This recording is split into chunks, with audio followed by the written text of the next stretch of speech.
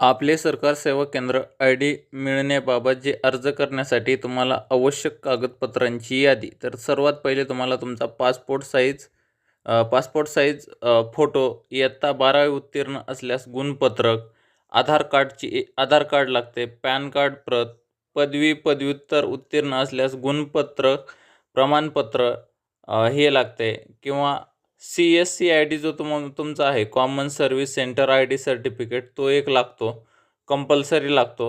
ज्या भौगोलिक क्षेत्रासाठी अर्ज करायचा आहे त्या भौगोलिक क्षेत्रात रहिवासी असल्याबाबतचा पुरावा, तर कोणताही एक पुरावा लागतो.